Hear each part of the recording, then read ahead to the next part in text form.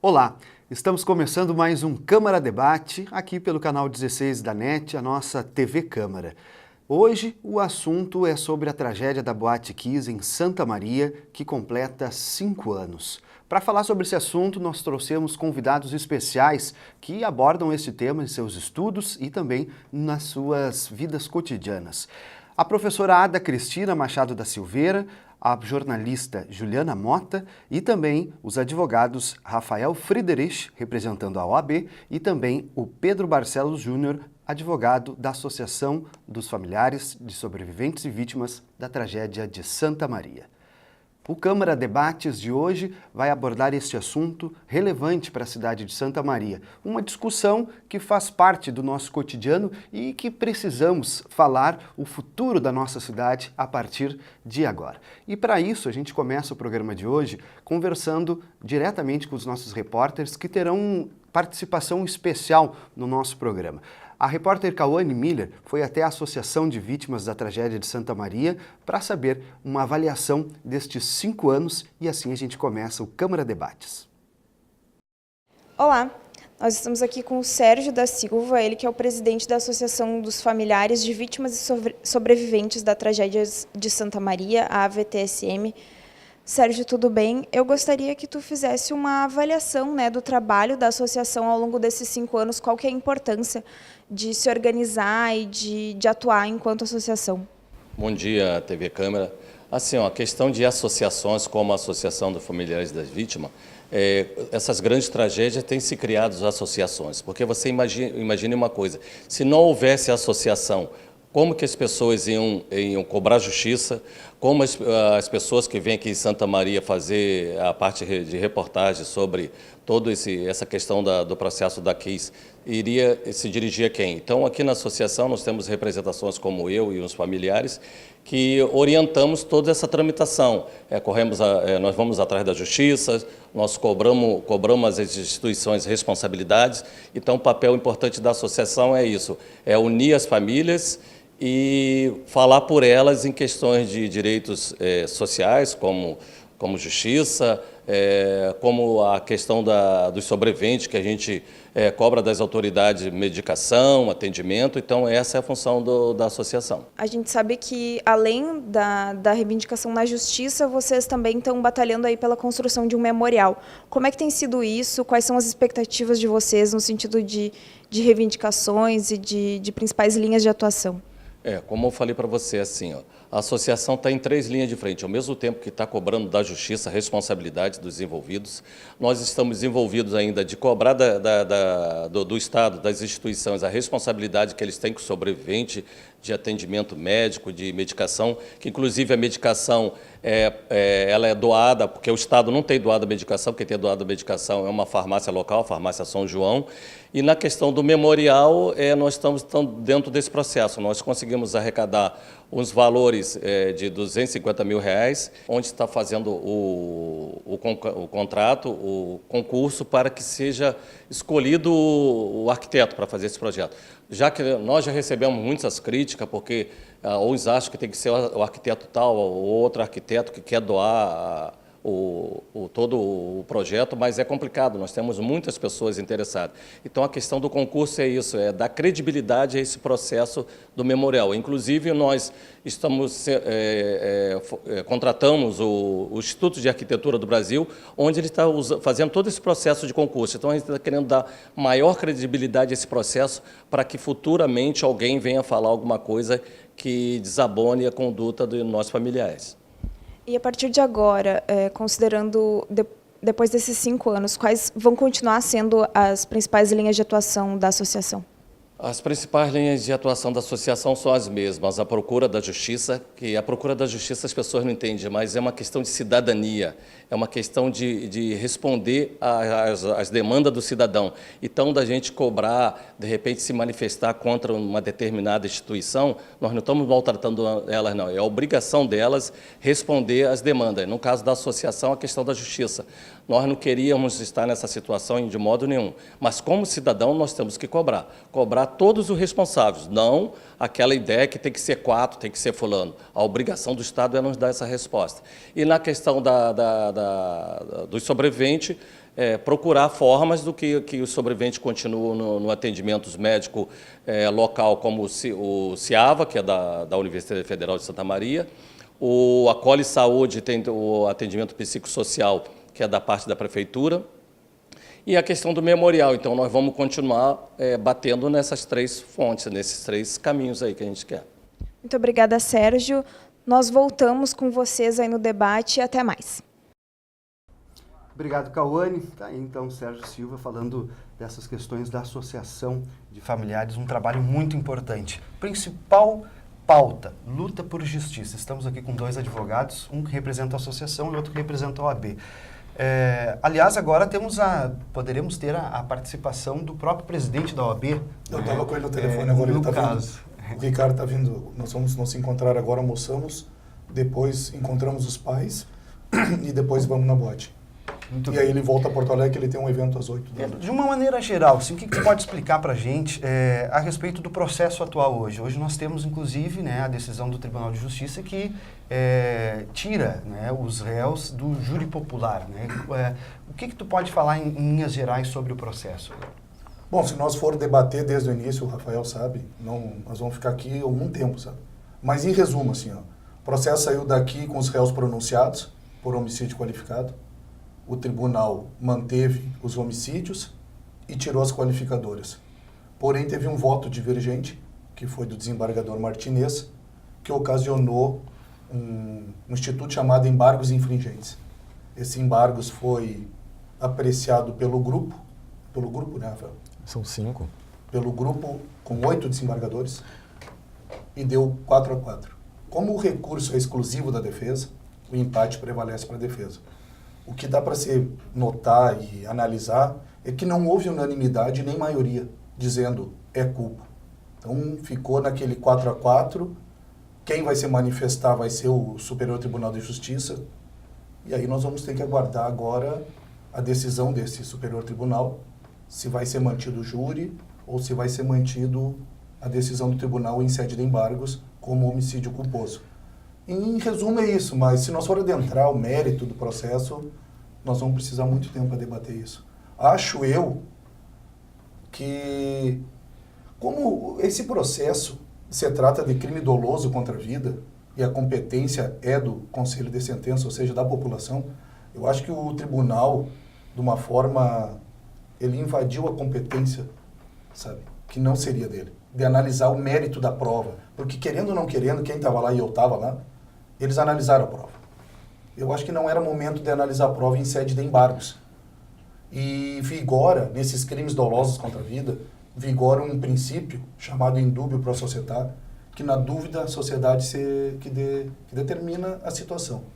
Então, agora tem que aguardar o STJ, o prazo não tenho ideia, 1 ano, 2 anos, quem sabe até mais. Aí só vai depender dos ministros para desenrolar isso, se vai voltar para o juízo singular, se vai ser remetido a júri. Eu acho que deveria a júri, até para a sociedade dar uma resposta. Hoje, na verdade, o Brasil precisa da sociedade a pleno para dar uma resposta.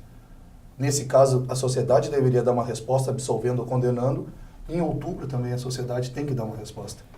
Ou nós vamos eleger de novo esses que estão lá, ou nós vamos mudar. Mas o processo agora está em sede de embargos de declaração que foram opostos pelo Ministério Público. Hoje eu falo com o Ricardo, nós vamos fazer as razões também desses embargos. Seria propriamente as razões, né, Rafael? Mas, e vamos aguardar depois a manifestação da defesa também, que é justa, é necessária. E aí vamos ver o desenrolar desse caso. Agora é um caso que vai demorar bastante, para ser resolvido, doutor Rafael. Bom, nós já estamos com 5 anos agora sábado. de tramitação do processo, né? Me parece que eu não atuei no processo. Mas foi muito rápido. Eu tecnicamente não posso falar sobre os procedimentos do processo porque eu não analisei ele, nem poderia, que a legislação me proíbe. Mas o que a gente acompanha aí mais também pela mídia é que houve uma tramitação na fase de inquérito policial que foi muito rápida. E os delegados que participaram do processo, né, do inquérito, nós conhecemos, eles em Santa Maria são pessoas idôneas. Não estou falando sobre o procedimento que eles adotaram, porque aí a técnica cada um tem a sua. Mas são pessoas que são idôneas. E houve sim essa intenção de dar uma resposta o mais rápido possível.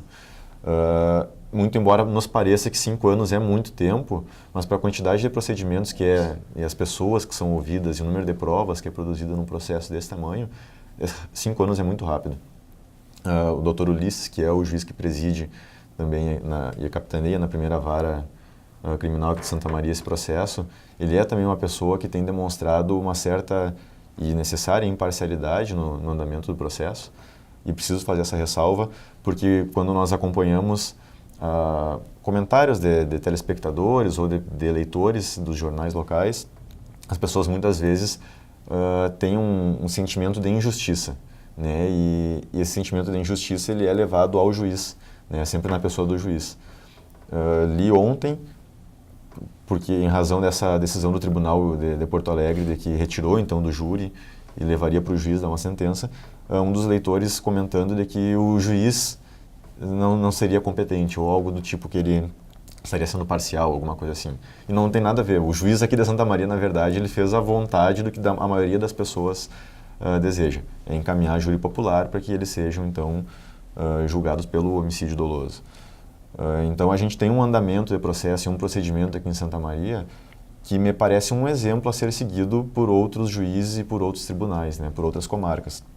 Então, é um processo que vem realmente tramitando de uma forma bastante rápida e o nosso juiz aqui, o Dr. Ulisses, se dirigiu pessoalmente a outras comarcas para ouvir testemunhas, que não é algo comum, e ele teve que dar explicações do porquê, né, porque de um lado há a defesa também dos réus, que dizem que, de certa forma, ele está sendo parcial, porque ele foi pessoalmente, mas não, a legislação permite, e eu acho que num caso de tamanha expressão, realmente é importante que ele esteja presente, que o juiz seja pessoal e ouça as testemunhas, porque no tom de voz é diferente do que ler, né, um depoimento. Então, estar participando do depoimento das testemunhas é extremamente importante. Então, essa demora que nós temos, e que parece que vai demorar mais um tempo, porque existem alguns recursos que ainda podem ser manejados, né, o que o Pedro explicava, a questão dos embargos infringentes em Minas Gerais para o nosso telespectador, é dizer que quando há um juiz em Santa Maria que julga, vai para o tribunal, que é uma turma com mais juízes, que são os embargadores que julgam, e não havendo uma decisão unânime deles, é possível então que sejam manejados os embargos infringentes, onde o número maior de desembargadores vai julgar. Ou seja, se não é unânime, se há uma dúvida, na dúvida vamos chamar mais juízes para analisarem juntos, então a gente tem uma decisão. Então é um processo que realmente é demorado, porque não teria como não ser, mas me parece que os caminhos que estão sendo seguidos nele, os procedimentos que estão sendo adotados, são de extrema boa intenção pelas pessoas que conduzem o processo. É importante ressaltar isso, né? Porque ele é um caso que mexe bastante com a emoção das pessoas, né? E quando mexe com a emoção, a gente quer bastante pressa, né? Para resolver isso. E nesse aspecto, o papel da mídia também é importante, né? Para salientar, para mostrar o que está acontecendo, mas ao mesmo tempo também cobrar por uma celeridade, né? Como é que a senhora vê isso, professora Ada? Olha, essa questão, esse acontecimento que ficou conhecido como tragédia de Santa Maria, ele marca para nós que trabalhamos com alunos universitários no nosso cotidiano há várias décadas, né? São alunos que acorrem das mais diversas localidades. As famílias apoiam num determinado projeto de vida, num certo ambiente, de uma cidade que chama Santa Maria. Temos alunos de diversas regiões do Brasil, do estrangeiro, temos também muitos alunos de Santa Maria. E esse acontecimento para nós, próximos a esses jovens, no nosso cotidiano, marca o que eu denominei como a morte dos nossos corações de estudante. Eu escrevi um texto na época intitulado Nossos Corações de Estudante na Câmara de Gás. Na Câmara de Gás, porque efetivamente, tecnicamente, foi comprovado que houve um gás desprendido, porque isso há antecedentes históricos que estão na nossa memória imediata, né? Ou seja, de antepassados, seja de conhecidos, seja na memória histórica que a gente estuda e que o cinema nos traz cotidianamente, a literatura nos traz cotidianamente, ou seja, é um tema do século XX, a questão do Holocausto e as câmaras de gás, né? E aí, quando isso chega para o nosso cotidiano, com pessoas do nosso convívio, é catastrófico, é devastador. E o que a gente observou? Uma forte presença das mídias nesse momento, né? Então, a esse fenômeno a gente chama de mediatização, né? É a colocação, é a posta em cena no ambiente midiático, seja ele naquele tradicional, que tanto atuou naquele momento, como as emissoras de rádio e de televisão, os jornais, as agências de notícia, seja nas chamadas redes sociais, né? Preferimos dizer mídias sociais, que atuaram diretamente na mobilização e foram responsáveis pelas respostas daquele primeiro momento. Sucedendo-se os anos, né, novas atitudes vão sendo tomadas e a atividade midiática começa a oscilar, porque há uma certa tendência na população de amortização e de um certo enfraquecimento do debate, né? Por isso é tão importante a TV Câmara, né, se colocar nesse momento, assim como o Poder Legislativo Municipal, né, necessita dar respostas, porque há históricos, eu não sou santamariense, mas há históricos sobre a cidade de Santa Maria. Eu, há algumas décadas, ouvi dos empresários locais de que a fase de atividade estudantil haveria passado e Santa Maria se encaminhava para um novo momento. Olha, eu acho isso muito complicado colocar com ciclos econômicos uma atividade fundamental que é a formação das novas gerações, né? Não é um mero ciclo econômico da cidade explorar a atividade educativa, né? E na UFSM nós trabalhamos de uma maneira completamente oposta a isso, né? Nós procuramos ter um ambiente qualificado, isso eu sempre digo para os nossos alunos, que são jovenzinhos, 17 anos, 20 anos, depois na pós-graduação eles têm um pouco mais, né, uns anos mais. E eu sempre digo, eu não conheço um ambiente melhor para o jovem estar do que o ambiente universitário.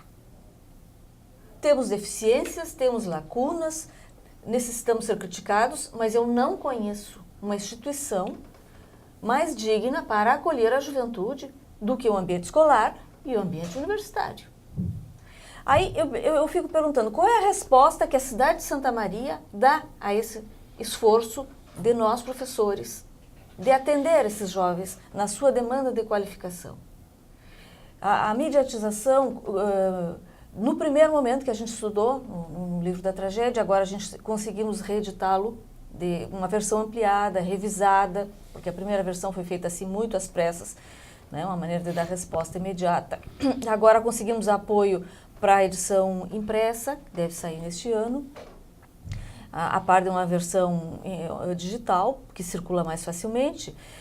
Os pesquisadores de diversas partes do Brasil e do estrangeiro se detiveram no tema, porque ele é transcendente socialmente, né? Os jovens que saem de casa e vão para uma festa e morrem da maneira que morreram. Aquilo era uma festa. Não era um velório, nenhum momento foi um velório. Era uma festa. O que aconteceu com aquele ambiente? Por que aquele ambiente não foi devidamente cuidado para que a festa não terminasse bem? O que aconteceu? O que mudou no nosso cotidiano para nos assegurar que essas questões não vão se repetir? Então, nós ali dentro da cidade universitária temos um ambiente arejado, oxigenado, com uma segurança extraordinária que dificilmente em outros ambientes urbanos a gente pode andar com a tranquilidade que anda lá dentro. As nossas cidades hoje são cidades perigosas, né? Nós não podemos portar um aparelho celular na mão, nós não podemos ter uma bolsa mais vultuosa, né? Eu acho nesse sentido que a morte dos nossos corações estudantes com a tragédia de Santa Maria antecipou e colocou assim, a gente diz metaforicamente, embora seja muito concreto para nós, as mazelas da vida brasileira do presente momento. Né? Nós não podemos sair das ruas, nós perdemos a confiança nas instituições, os nossos representantes políticos têm dificuldade de nos dar as respostas que nós esperamos. Então, a mediatização, ela se coloca de uma maneira assim complexa, né? Dando apoio aos vieses de todo esse debate que nos acossa por todos os lados, que é o debate sobre a nossa vida social. Que é importante debater. Juliano, tu esteve presente, vivenciou, fez a cobertura jornalística, principalmente nos primeiros dias, e agora também está estudando essa fundamentação, né, de tragédias e na televisão. O que tu pode falar para nós sobre isso, Juliano? Bom, primeiramente, frisar que a minha experiência como repórter, né, nas primeiras 2 semanas, mais diretamente, né, que eu trabalhei na cobertura ao vivo, elas foram fundamentais para despertar os questionamentos que eu tenho hoje lá no programa de pós-graduação, né. Como repórter na época, eu tinha 7 anos de profissão e tenho certeza que se eu tivesse 20 ou 30, eu jamais estaria preparada plenamente para atuar num momento como aquele. Porque o que acontece com um jornalista, né? Normalmente na cobertura diária nós temos uma pauta programada, nós temos horários a seguir. Obviamente a profissão de jornalista, a prática diária do jornalismo é sempre muito corrida, mas administrável.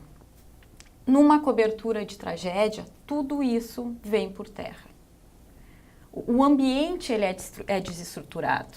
O jornalista não pode, até tenta, mas não obtém muito resultado de recorrer às fontes oficiais, por exemplo, por uma razão muito óbvia, porque a polícia recém começou a investigação, estão resgatando corpos ainda. Por outro lado, o jornalismo não tem como esperar, não tem como ficar de braços cruzados lá esperando que as autoridades apontem as respostas e só depois começar a cobertura ao vivo. Então, a gente tem que ter consciência que é nesse ambiente desestruturado que o jornalista trabalha. E no caso da Kiss tem toda a questão emocional ainda, né?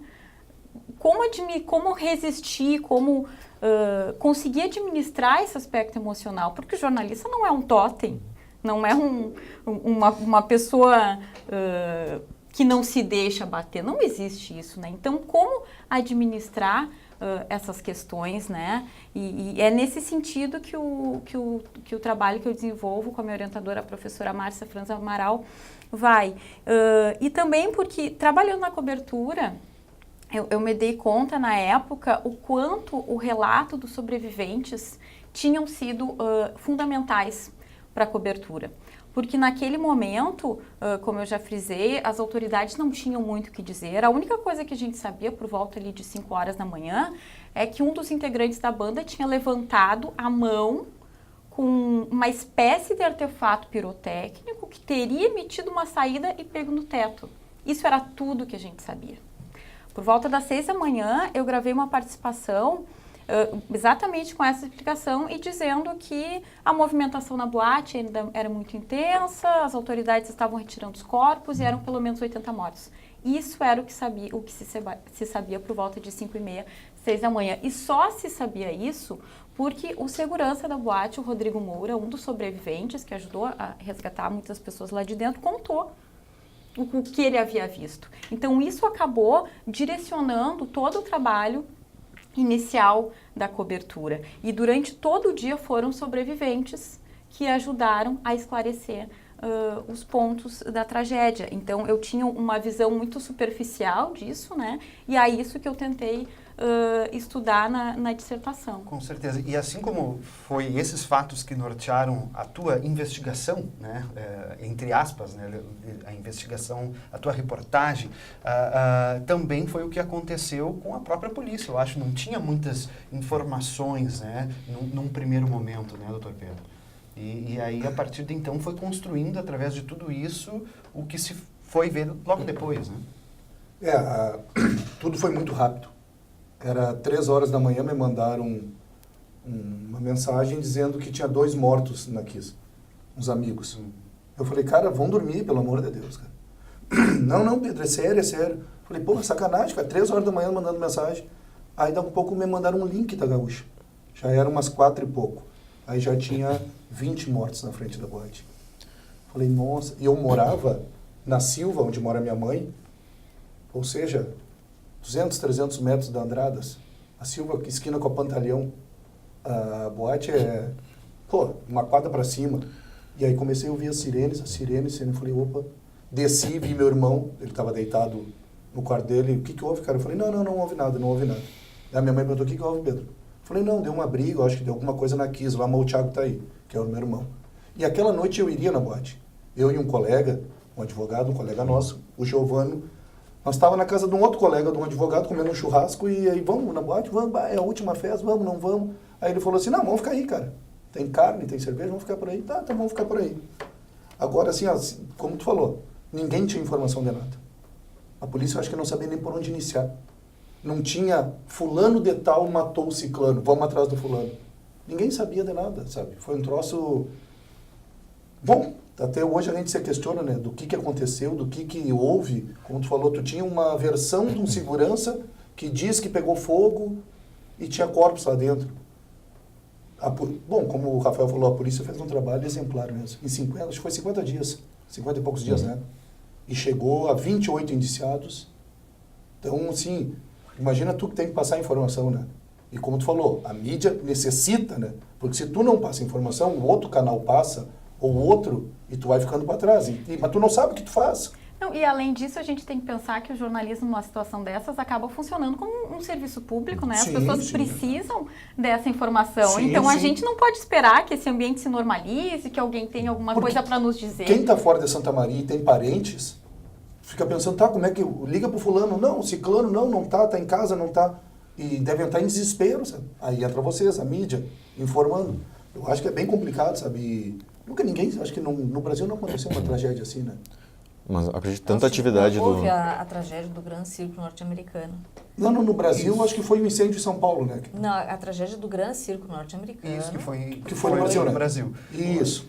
Mas em termos, assim, do Rio Grande do Sul é a maior tragédia, né? É a maior acho que em lugar fechado, uma dos maiores do mundo, né? Cara? Talvez seja. É a quarta no mundo, a quarta maior tragédia no mundo em casas noturnas. Foi maior que Cromagnon, que foi um absurdo, né? Como o Sérgio estava falando aqui, as pessoas todas foram sair, as portas estavam lacradas. Olha, trabalhar nesse processo como advogado já é complicado, imagina vocês na mídia, que também não pode largar uma notícia estapafúrdia, né? Imagina tu larga uma notícia ali que não é verdade, tu causa... Acho que esse é o ponto mais delicado, né, da questão, porque... Saber passar nela. Exato, né, porque houve também, inclusive, à época, muitas interrogações com o trabalho da própria imprensa, né, que estava atuando muito próximo, né, do que estava acontecendo, em assuntos delicados também, né? Houve comentários que a gente pôde registrar de que havia muita ênfase, que a cobertura, a tragédia já se haviam passado vários meses e o noticiário continuava diariamente. Houve esse tipo de crítica. Houve uma outra também de cunho religioso que não permitia, né? As pessoas queriam que não comentasse mais. Que não se comentasse porque era necessário que o luto se produzisse com algum silêncio para o descanso dos mortos, explicações desse tipo. Né? E também havia uma recomendação da parte dos psicólogos, que a tendência é que é o meu filho, de que é necessário debater. Que é necessário debater porque as pessoas necessitam elaborar o luto, ele não se faz só com recolhimento, né? Mas é necessário o diálogo nessas circunstâncias aí.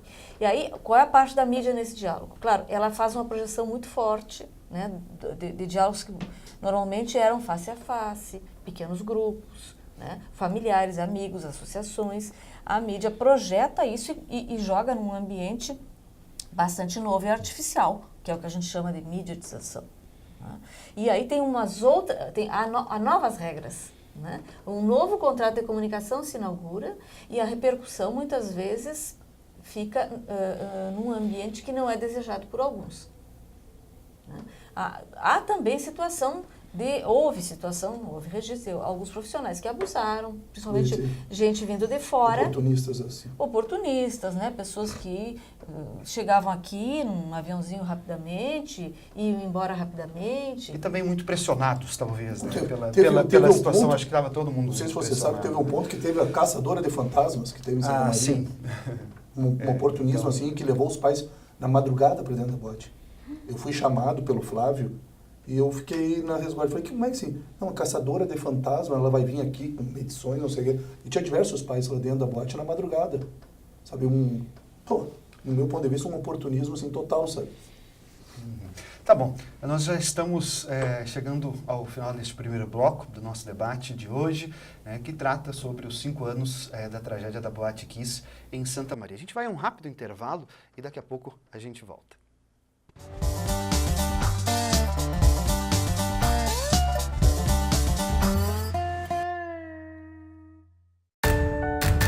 A democracia se faz com diálogo e se realiza com compromisso. Democracia também é feita com doação e se completa quando existe colaboração. Democracia se faz mesmo com participação de todos. Venha fazer parte dessa ação. Cadastre-se como mesário voluntário no site do TRE do seu estado. Vem pra urna, eleições 2018. Justiça Eleitoral. Uma conversa pode transformar uma vida. Por isso, compartilhe conosco aquilo que você não divide com mais ninguém. O CVV está com um número novo. Ligue 188. A ligação é gratuita de qualquer localidade do estado. Atendimento 24 horas. Disque 188 e converse com um de nossos voluntários. CVV, Centro de Valorização da Vida. A linha que faz você seguir em frente.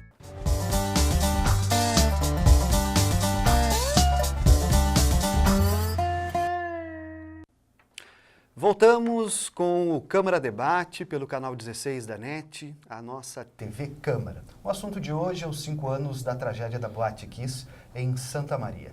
E agora nós precisamos tratar sobre outros assuntos também, que é a relação das leis, o que evoluiu em Santa Maria, fiscalizações do Corpo de Bombeiros, que foi um dos assuntos muito tratados à época, né? E nesse momento a gente gostaria de trazer aqui a participação do repórter Matheus Azevedo, que foi direto ao Comando Regional dos Bombeiros para tratar sobre esse assunto.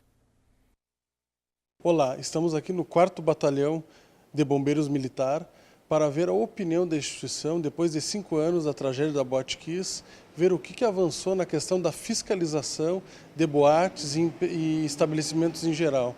Vamos conversar agora com o Major Cláudio Ricardo Pereira, que vai falar um pouco dessa situação. Major, depois de 5 anos, o que avançou?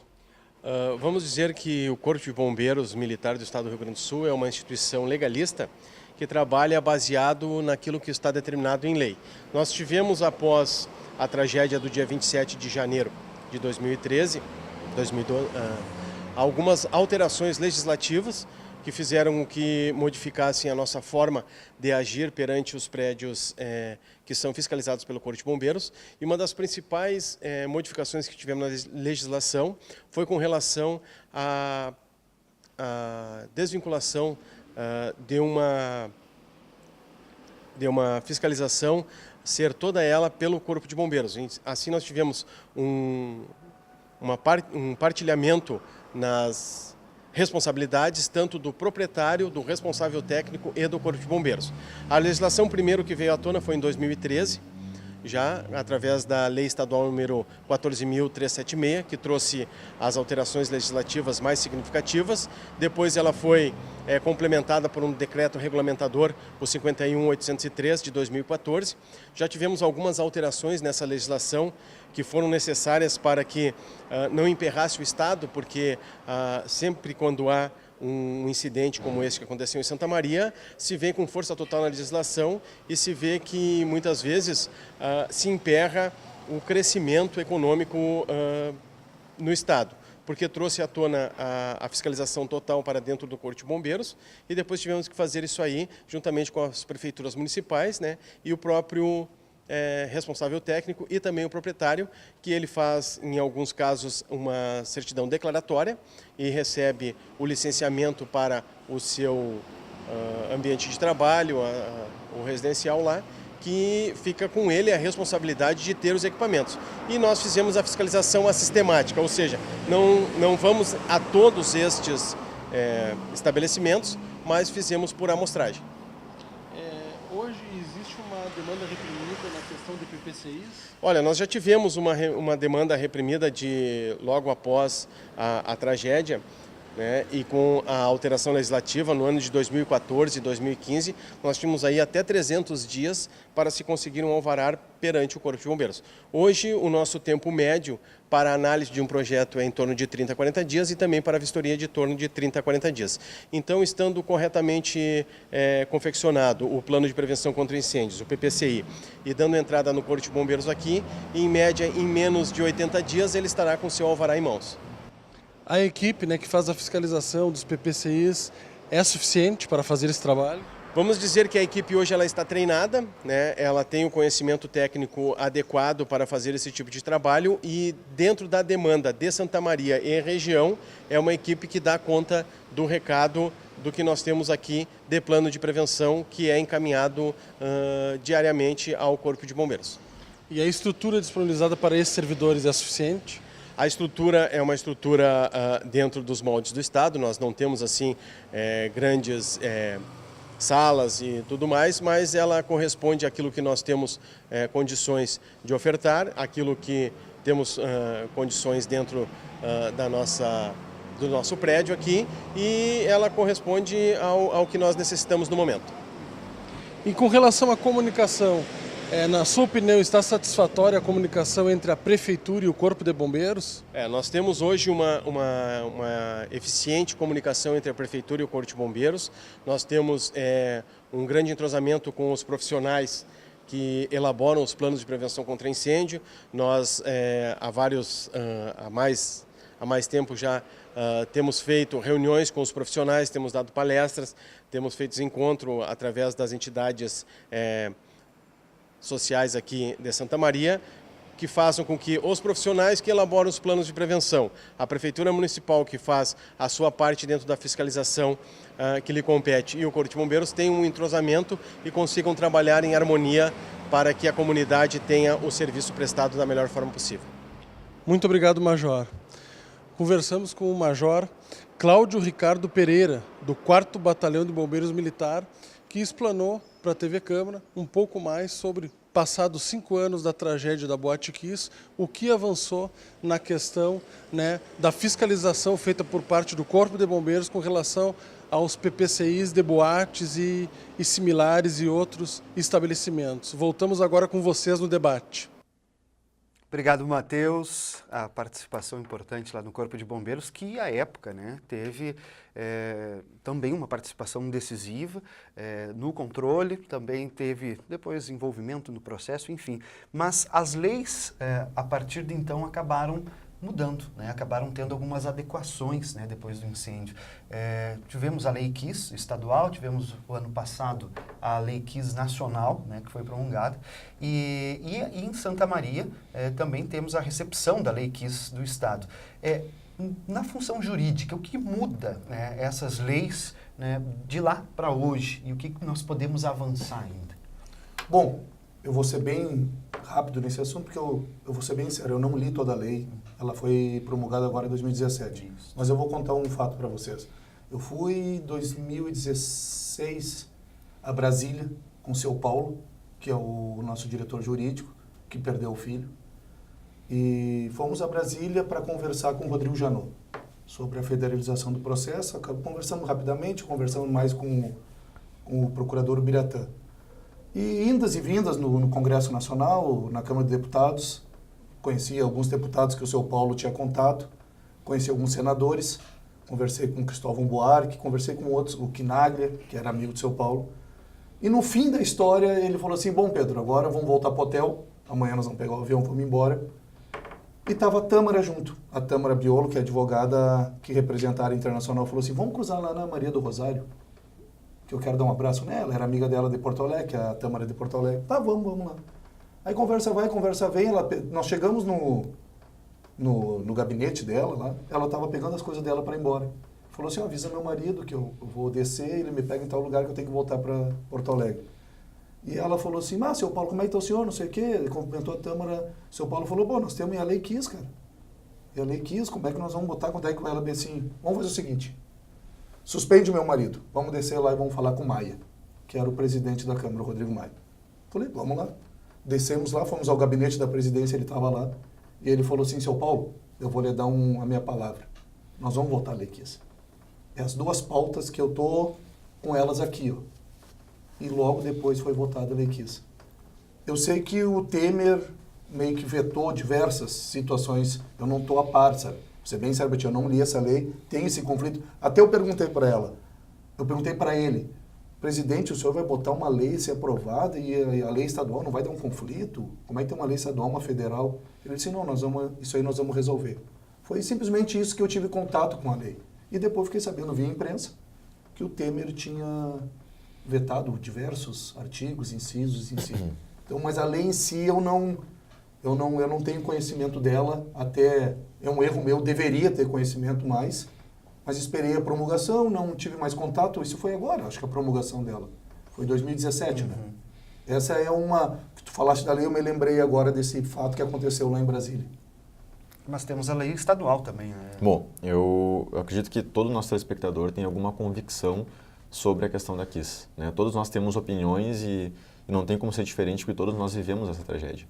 Eu acredito que ninguém em Santa Maria e na região de Santa Maria não conheça, não tem algum ente querido que foi vítima ou que esteve e estava lá, ou alguém como o Pedro que estaria. Então, todos nós temos opinião e alguma convicção sobre isso. E a questão da legislação que envolve bombeiros, ela é muito delicada, essa legislação de prevenção de incêndio. Porque, tecnicamente, quem deveria dar conta disso são os engenheiros, e não os bombeiros e nem os advogados, né? Porque é uma questão extremamente técnica, que deve ter dificultado também o trabalho da polícia, né? Identificar se tinha gás, se não tinha gás, se tinha fumaça, se quando abriu a porta da boate teve mais oxigênio e por isso o incêndio foi maior ou foi menor. Então, tem questões técnicas que fogem da nossa alçada, que os engenheiros deveriam dar conta. E aí eu acho que a análise da legislação deveria partir dos engenheiros. Só que daí nós temos uma outra perspectiva, que é a perspectiva de mercado. Nós temos em Santa Maria uma cidade com prédios antigos, com uma estrutura antiga, e muitas empresas e lojas em Santa Maria. Agora nós temos a realidade de shoppings, mas antigamente o comércio era no calçadão, era comércio de rua. E de que forma eu vou adaptar esses prédios para a nova legislação, de forma que o mercado continue funcionando, e também de que forma eu vou conseguir dar segurança para a população. Na dúvida, nós vamos então ficar 300 dias, como o Major disse, analisando, as empresas não vão funcionar, porque a nossa prioridade é a vida, o bem maior é a vida.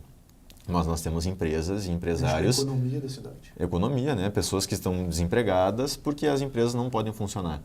E nós formos olhar, assim, clubes de Santa Maria, praticamente todos os clubes de Santa Maria, os mais antigos, fecharam, né?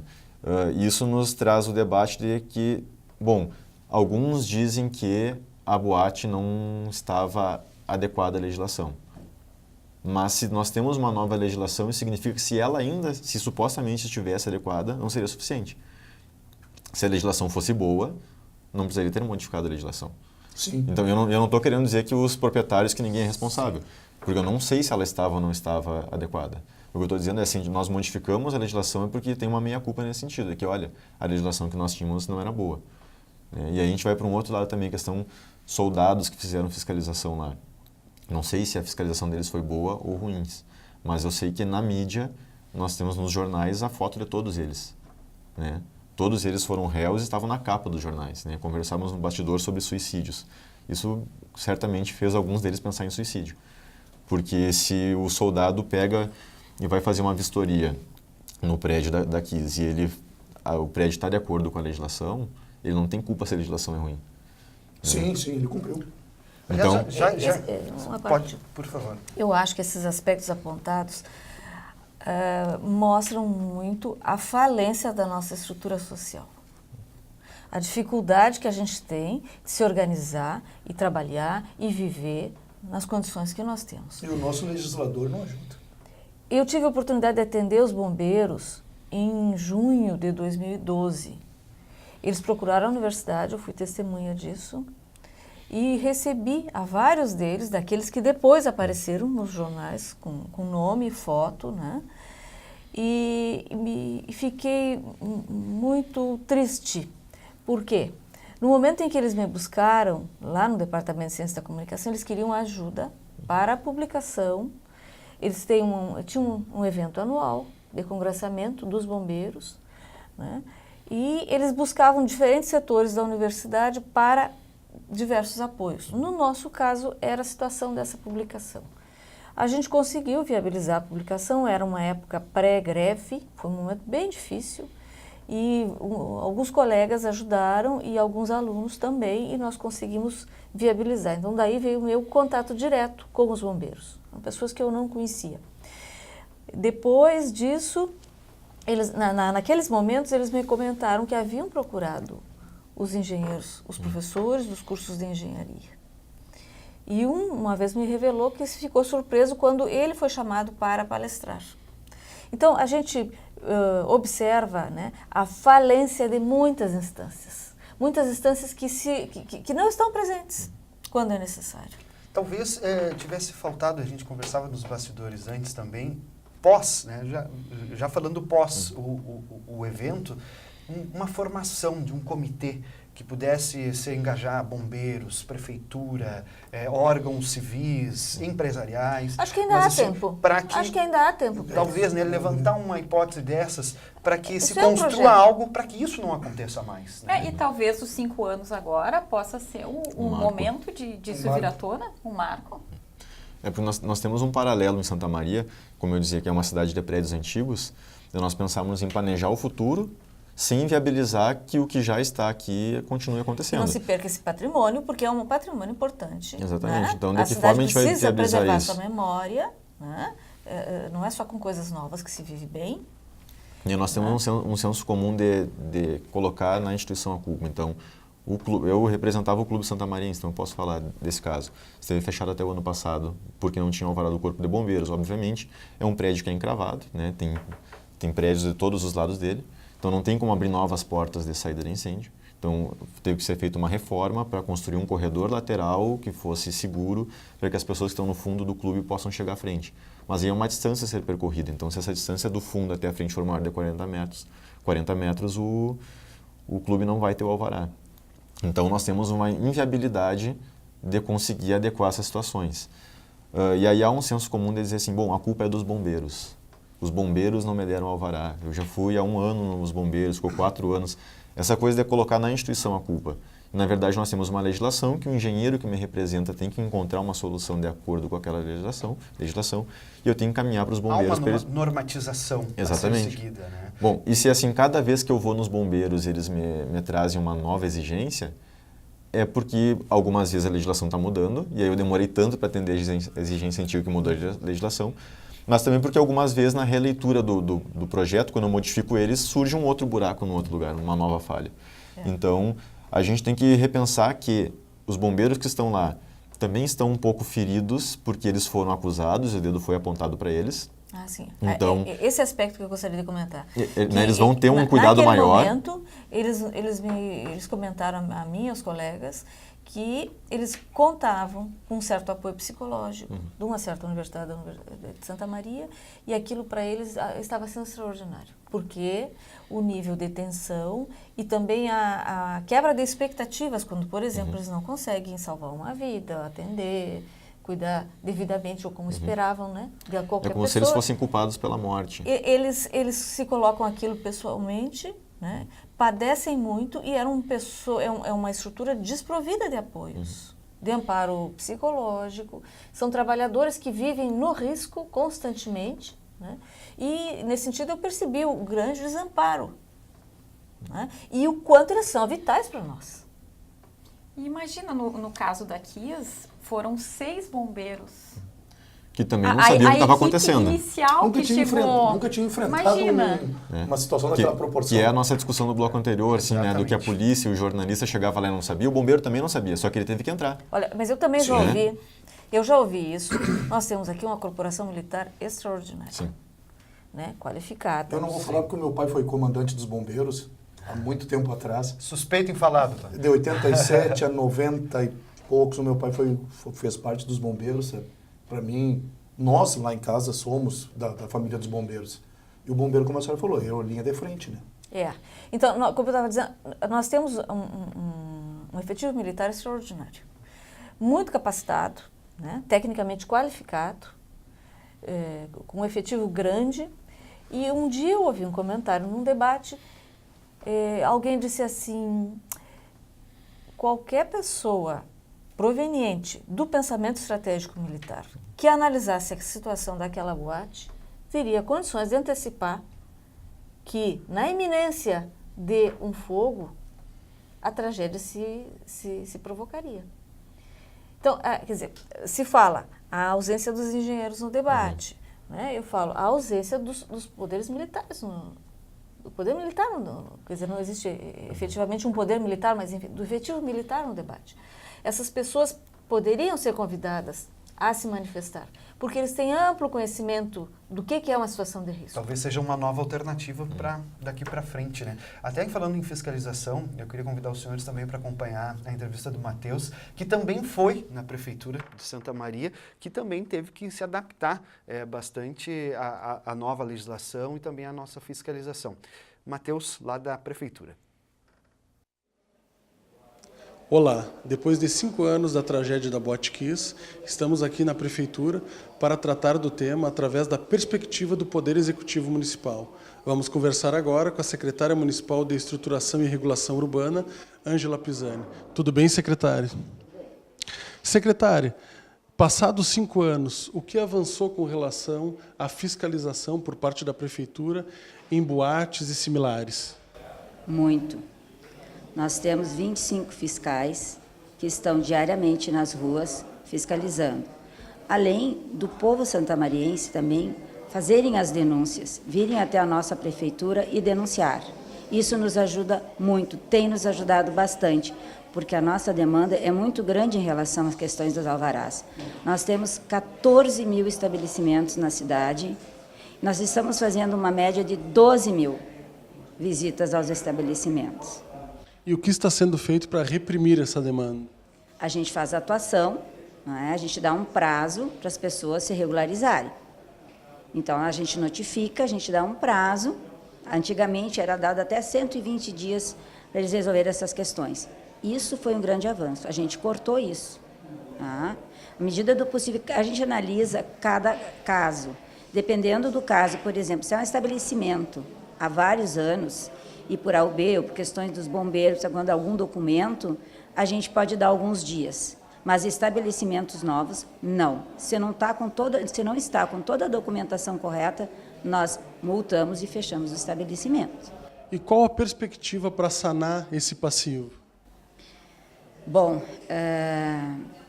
a gente tem feito várias reuniões em relação a isso, né? E é a fiscalização e a ajuda do cidadão santamariense nos ajudar a ir denunciando. Porque com 25 fiscais é difícil, a gente não tem condições, no momento, de contratar mais gente para fiscalização, né? Então, nós contamos com esses 25 fiscais, mas a gente pede a ajuda da população. Então, a senhora considera que o número de 25 fiscais não é o ideal? O ideal não seria, né? Mas é o que a gente tem no momento. Né? Esses fiscais, às vezes a gente faz hora extra para eles e tal, dependendo da demanda. Claro, gostaríamos de ter mais, mas no momento não é possível. Mas a gente tem conseguido, tu vê, nós temos 14 mil estabelecimentos, a gente consegue fazer 12 mil, fora as denúncias, a isso a gente dá prioridade. Não é? Mas a gente tem perspectivas de a gente conseguir mais fiscais, né? Precisamos, da vez, de concurso, e a gente tem essa situação econômica da prefeitura, que não é fácil, não está fácil, aliás, no momento o Brasil inteiro não está fácil, tu imagina para nós aqui em Santa Maria. Né? E a estrutura para esses fiscais, como viaturas, por exemplo, ela é a ideal? Bom, depende do ponto de vista do que seria o ideal. O ideal seria que cada fiscal tivesse uma viatura, mas isso é impossível, né? Claro, se a gente conseguisse mais um ou duas viaturas, seria o melhor. Mas eles têm se esforçado para atender o máximo possível a demanda. Quantas viaturas existem hoje à disposição dos fiscais? Nós temos três viaturas e quando existem coisas assim mais urgentes, a gente consegue com as outras secretarias. Muito obrigado, secretário, pela sua entrevista, né? Entrevistamos a secretária municipal de Estruturação e Regulação Urbana, Ângela Pisani, que falou um pouco do andamento, 5 anos depois da tragédia da Boate Kiss, como está a fiscalização de boates e similares, que é feita pela Prefeitura Municipal de Santa Maria. Voltamos agora com vocês nos debates. Obrigado, Matheus. A fiscalização que teve que se adaptar, né, às novas normas, teve que se adaptar às novas fiscalizações, né? Daqui a pouco a gente fala sobre esse assunto depois do intervalo, porque a gente vai ter que se despedir do Dr. Pedro. Obrigado pela tua participação aqui no nosso debate. Seja sempre bem-vindo, né, a participar aqui com a gente e até a próxima oportunidade. Muito obrigado. Agradecer o convite de vocês, a presença de vocês, do Rafael, meu colega, da professora, da Juliana e a tua. Eu tenho uma audiência agora às 10h50 e que tudo dê certo, cara, nesse processo da KIS e que a melhor forma seja resolvida, sabe? Não dá para dizer, o Rafael pode falar também mais, não dá para dizer se vai ser júri, se não vai ser júri. Temos que aguardar agora a decisão do STJ e já aviso vocês que agora eu tenho uma parceria junto na associação, o Ricardo Breia, presidente da Ordem, não tem como desvincular, mas ele vem como advogado, fazem 28 anos que ele é advogado criminal, está trabalhando junto com a gente, com a associação, em grau superior em Brasília, está vindo hoje a Santa Maria, a gente vai se encontrar daqui a pouco mais.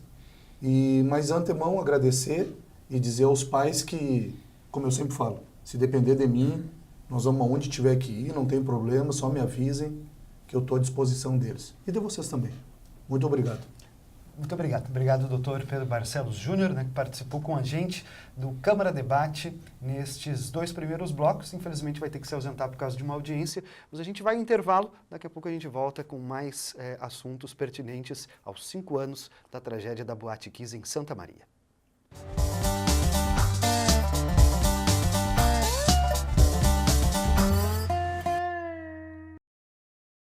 A democracia é um valor universal, baseado na livre vontade dos povos, de determinarem seus sistemas político, econômico, social e cultural. Embora as democracias partilhem traços comuns, não há um modelo único para a democracia. A democracia não pertence a nenhum país ou região. A democracia só existe com a participação de todos. 15 de setembro, Dia Internacional da Democracia. Justiça Eleitoral, a justiça da democracia. Quando surgiu a ideia de adoção na minha vida, era uma adoção recém-nascido. E quando eu conheci o Gustavo, eu mudei toda a minha ideia de adoção. Eu optei pela adoção tardia. A intenção era a gente passar o final de semana juntos. Algumas horas antes de eu avisar ele que a gente teria que retornar, ele olhou para mim e disse: tia, deixa eu ficar contigo. E a partir do dia 30 de abril de 2008, Gustavo passou a fazer parte da nossa família. Ele estava aguardando uma família, né? Mas a dificuldade toda era em função da idade dele. A maioria das pessoas querem recém-nascido, querem do olhinho azul, querem loirinho, né? São características físicas assim, que às vezes distorcem e as pessoas não têm noção do que é a adoção. Como é que vai ficar aquele adolescente lá? Qual é o rumo que ele vai ter? Meu filho hoje consegue sorrir, ele consegue brincar, mas quando ele veio, ele não conseguia sorrir. Ele passou por muitas violências psicológicas, físicas, verbais. Daí quando eu vim pra cá, ela falou assim, né? Porque você é a tua maior companheira. Eu também quero ter filhos adotivos, porque pra ajudar as pessoas, assim, que lá estão sofrendo lá. Não tem família, não tem companheiro, não tem gente pra acolher. Às vezes tem até medo, né? Minha vida mudou completamente, mas não mudou para pior, mudou para melhor. Ele é um filho muito amado, muito carinhoso, beijoqueiro demais, né? A gente tem uma relação muito forte, nós dois. Ele me ensina todo dia alguma coisa diferente. Não existe um manual de orientação nem de filho adotivo, nem biológico. Mas existe uma coisa muito mais forte, que é o amor. Pra adotar não dá, né? Tem que ter amor. Ela me ama, eu amo ela. A minha família é a coisa mais importante, né? É alegria de viver.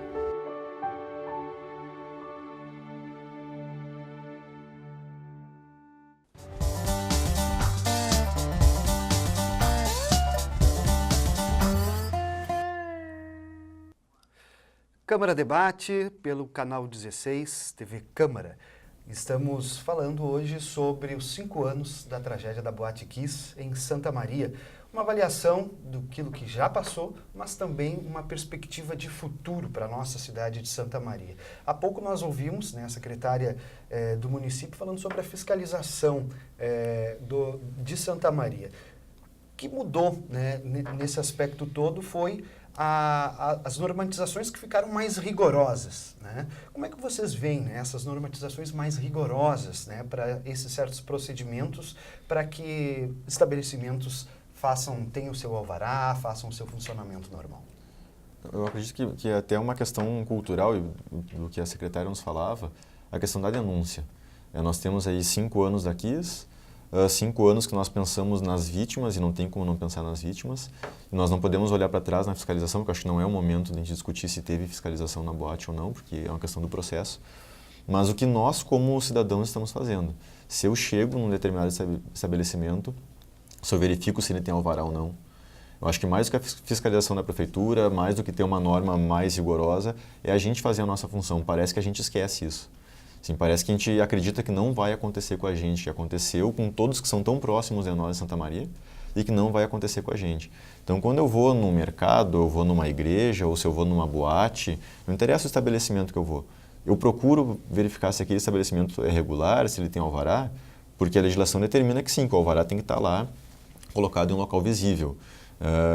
Eu tenho que saber onde está o extintor de incêndio, eu tenho que saber onde são as saídas de emergência, e eu faço isso. Eu acho que a gente chamar um pouco a responsabilidade para nós também, saber os números de denúncia para denunciar onde existem irregularidades, porque a fiscalização não tem como estar em todos os lugares, e às vezes a fiscalização vai nos lugares e no dia que ela fiscaliza está tudo muito bonito, e na hora do evento não é. E vamos dar exemplo de restaurantes, por exemplo, que colocam mesas na saída de emergência. Então, óbvio que no dia da fiscalização a mesa não está na frente da porta de saída de emergência, mas no dia de funcionamento o restaurante quer colocar uma mesa a mais, mas aquela uma mesa a mais pode matar muitas pessoas. Então, será que eu, como cidadão, quando vou num restaurante e verifico que a mesa está em frente à porta, eu chamo o gerente, eu ligo para o número da denúncia, qual é o meu comportamento?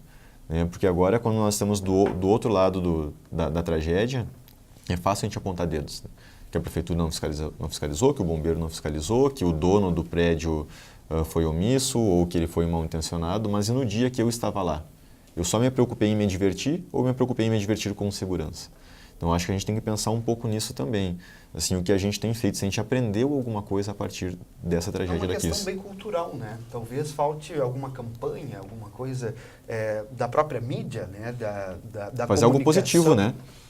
A mídia tem, em diferentes áreas, aí apontado denúncias, aspectos, né? E aqui eu cito uma reportagem do blog do Claudemir Pereira, aqui de Santa Maria, que mostrou em 2017, acho que uns 7, 8 meses atrás, que uma casa noturna aqui de Santa Maria continua atuando, continua aberta de maneira irregular, né? O que a reportagem falou na época é de que os bombeiros fiscalizavam no dia, que é uma exigência, que o estabelecimento seja fiscalizado no dia do evento, avisava que havia alguma coisa errada para a prefeitura, aí a prefeitura pedia efetivo para a Brigada Militar não tinha como mobilizar esse efetivo no mesmo dia, isso é o que dizia a reportagem. Então a gente vê aí que tem uma questão burocrática que parece que acaba amarrando, dificultando essa fiscalização, né? E aí o jornalismo aqui de Santa Maria apontou esse problema, né? O que será que foi feito Agora, eu nessa pergunto situação? Assim, o nosso telespectador que leu a notícia e que sabe que essa casa noturna está irregular, ele continua indo lá? Porque, bom, se a gente sabe que as multas que estão sendo aplicadas pela prefeitura ou pelo Corpo de Bombeiros não estão sendo suficientes para coibir esse tipo de conduta do proprietário, talvez se nós, como consumidores do serviço que ele está ofertando, sabotarmos, né? Se a gente não for até lá, ele vai ter prejuízo. E ele vai se ver obrigado a regularizar a situação. Então, acho que a televisão, o jornal, né, o rádio, os meios de comunicação fazem a sua função denunciando. Nós, como população, também podemos denunciar, mas mais do que isso, a gente pode sabotar, a gente pode não ir até esses locais que a gente sabe que estão irregulares. Então, não é porque vai ter uma festa que eu quero participar, que eu sempre quis ir, que realmente é muito importante para mim, que eu vou colocar minha vida em risco. E a gente começa a ter essa dicotomia, o que é mais importante para mim? Ir na festa daquele artista que eu gosto ou a minha vida? E ainda assim, se para mim for mais importante na festa, é pensar a minha família que vai ficar em casa. Né? Quem são as pessoas que estão me esperando voltar para casa depois. Porque, né, o que aconteceu na Kiss realmente teve uma proporção muito grande em Santa Maria, é um dos maiores, mas pode acontecer de novo, infelizmente. Eu penso que a mídia, de uma maneira geral, tá? Os meios profissionais atuaram muito bem. Atuaram de uma maneira extraordinária. Essa é a avaliação que eu faço. Isso se deve a que a cidade tem um valor muito forte, que é a sua cultura midiática. É uma cidade que até pouco tempo tinha 2 diários, né? 2, 3, 4 emissoras locais de televisão. Isso há capitais no Nordeste brasileiro que não possuem, nem perto disso. Né? Capitais de estado que não possuem isso. Né? A gente forma estudantes, a outra universidade também forma estudantes, quer dizer, há profissionais capacitados, né? Salas de cinema, quer dizer, há uma atividade profissional em torno da mediatização que qualifica. E acho que a resposta tem sido adequada. Acho que muitas vezes a gente joga para a mídia coisas que não são da mídia. Então, por exemplo, a ideia de uma campanha é boa, mas não adianta uma campanha se os poderes públicos que têm que elaborar políticas para dar resposta não se mobilizam. Então, nesse caso aqui, por exemplo, eu na época acompanhei os alunos reclamando de por que nossos amigos que padeceram na Kiss estavam lá. Porque não havia uma política pública para a juventude. E eu muitas vezes em sala de aula dizia, por que vocês fazem essas festas privadas? Aí diziam, a gente junta dinheiro para a associação de turma. Então agora o UFSM começou com essa formatura inclusiva, né, onde não há mais necessidade de uma associação de turma para viabilizar as comemorações da formatura. É uma resposta que a universidade deu a isso. Levou muitos anos para se proporcionar que chegássemos a ter o centro de convenções, né, para ter um local que abrigasse o volume de formandos e de familiares. Né? Então, os nossos alunos acorriam aos clubes privados. No mesmo sentido, esses clubes vão ter que encontrar outras finalidades para os seus espaços, outras ocupações. Mas eu me pergunto, o que o Poder Executivo Municipal e o que o Poder Legislativo Municipal tem dado como resposta no sentido do fomento de uma política pública de acolhimento dos nossos estudantes? Todo ano eu acompanho aquele debate sobre a mobilização dos jovens na Bozano. Sim. Todos os anos existe aquele debate. Eu morei na Bozano quando eu era estudante. Né? Não era como é hoje, evidentemente, já faz muito tempo. Mas todo ano eu observo aquilo. E fico pensando, mas é tão difícil para a cidade ter um espaço que ela possa acolher os estudantes nesse momento? É tão difícil assim, é tão impossível. Tem que ser resolução provisória, emergencial, para a festa desse ano, para a Semana dos Calouros desse ano. Por que a cidade, que tem tantos cérebros, né, tantas forças qualificadas aqui presentes, não consegue se organizar e dizer, e propor uma maneira melhor de acolher os nossos jovens? Talvez falte esse entrelaçamento, né? Essa situação política, né? Todos, né? Desses órgãos quererem propor isso aí. E construir essas soluções. Isso talvez não seja nenhum problema só de Santa Maria, né? É um problema cultural brasileiro. Né? Porque nós vemos aí em outros locais que também não há uma especificidade, né, de políticas públicas. Para jovens, verdade. Né? Aí os jovens saem para a noite, porque são os trabalhadores que ocupam a cidade durante o dia. Né? Então os jovens vão ocupar a cidade durante a noite. E aí são os riscos que a gente conhece. Muito bem. Mas muita coisa ficou de lição, né? E uma das questões importantes que Santa Maria aprendeu com isso foi uma conquista do Hospital Universitário de Santa Maria, que agora tem um setor exclusivo para queimados. O nosso repórter Ludwig Larré esteve acompanhando um pouco do trabalho que é realizado lá no Hospital Universitário de Santa Maria e a gente vai acompanhar agora. A gravidade e a urgência da tragédia da Boate Kiss exigiram respostas rápidas e com alto grau de resolutividade por parte dos profissionais de saúde de Santa Maria. Dentre os vários méritos das equipes multidisciplinares que atenderam e continuam assistindo vítimas, sobreviventes e familiares da tragédia, um dos destaques fica por conta de uma técnica de reabilitação de pacientes queimados, que inclusive se tornou referência em todo o país. Para nos falar um pouquinho mais sobre essa técnica e seus resultados, está conosco a fisioterapeuta Ana Urique, da equipe do Hospital Universitário de Santa Maria. Fisioterapeuta Ana, em que consiste basicamente essa técnica do uso de ventosas? As ventosas é uma técnica usada há milênio, né? Porque ela é uma técnica da medicina tradicional chinesa. E eu, como acupunturista, já tinha o domínio dessa técnica e eu usava em outros pacientes não queimados.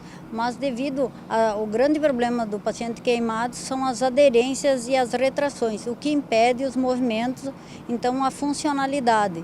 Então eu resolvi usar essa técnica pensando nos efeitos fisiológicos que ela ia causar, que é aumento da circulação na pele, né, aumentar essa elasticidade da pele para facilitar os movimentos. E a gente teve grandes resultados com essa técnica que a gente desenvolveu, daí começou aqui conosco aqui no USM e hoje a gente tem outros pacientes que não são da Boate Kiss que também a gente colocou como rotina de atendimento nos pacientes que têm perda de funcionalidade. Essa técnica tem sido exportada para outros lugares no Brasil, auxiliando no tratamento de pacientes queimados em diversas regiões do país e também tem evitado com que pacientes passem pelo processo de cirurgia, é isso? Sim. A gente tem sido convidado para vários eventos, né, principalmente na área de fisioterapia dermatofuncional, para orientar o trabalho, porque é um trabalho novo, que saiu, não tem nem na literatura, né, e essa técnica, graças a gente conseguiu reduzir as cirurgias reparadoras, porque a gente conseguiu trazer a funcionalidade e melhorar a qualidade de vida desses pacientes. Importante, né, ressaltar essa função que ficou, né? Isso é algo que ficou de lição, mas também como hoje é auxiliando, né, restante de lugares pelo mundo afora em casos como esse, né? Acho que Santa Maria consegue, pelo menos nessa parte, né, exportar o nosso conhecimento e aquilo que foi adquirido, né, Juliana? E eu acho que nisso a universidade tem um grande papel, né, professorada, de fazer pesquisas nessa área a partir da KISS, né? O que a gente vai aprender, o que a gente vai desenvolver a partir da KISS, né? Na época que eu estava fazendo a dissertação, eu fiz uma pesquisa rápida, assim, para ver que tipos de trabalhos, né, que tinham como tema a KISS, e na época eu encontrei mais de 220 trabalhos das mais diversas áreas. Engenharia acústica, química, enfermagem, psicologia, muitos da área médica. Então, acho que nisso a universidade tem um papel fundamental, né, de aprender, de produzir conhecimento a partir da tragédia. E no caso da medicina, a gente vê que o Hospital Universitário se tornou uma referência, né? As equipes daqui atuaram no desastre de Mariana, atuaram na tragédia da Chapecoense, né? Tanto que no ano passado a gente teve uma pessoa de Chapecó que veio para cá agradecer, nos 4 anos da tragédia, agradeceu publicamente o apoio que Santa Maria deu para a cidade de Chapecó. Então, acho que esse é o grande legado, assim, né? O que faremos a partir da experiência da KISS? É porque a cidade tem essa tradição da solidariedade, né? Nós temos tantos grupos religiosos que se organizam, né? Isso é tão forte na cidade, tantas agremiações, né? Clubes sociais. Então, é uma vida social muito forte na cidade.